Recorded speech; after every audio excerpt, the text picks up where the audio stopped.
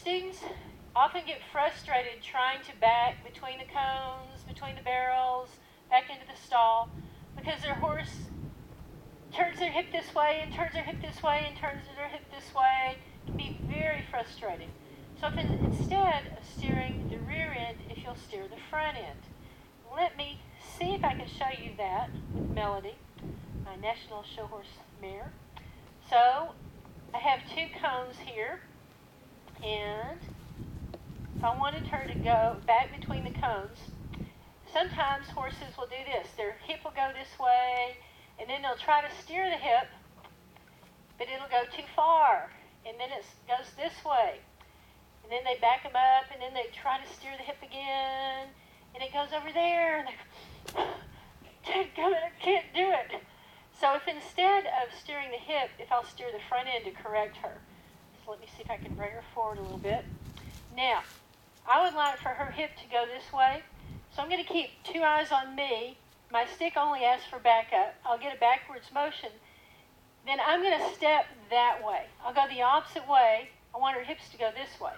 So let me try this. So I'll get backwards going. I'll step over this way.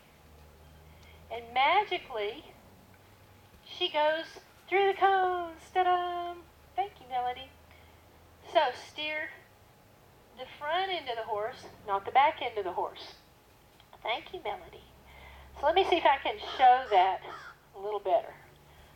Okay? I'm going to back her up this hill. So I'll ask her to back up. Please back up. Got to get a backwards motion first.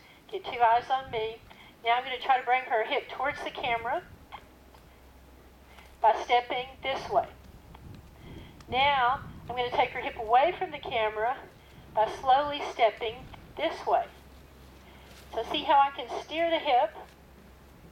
Thank you. You did great. Okay? I'm going to show that one more time. Now I'm going to steer her hindquarters to aim her back down the hill. All right?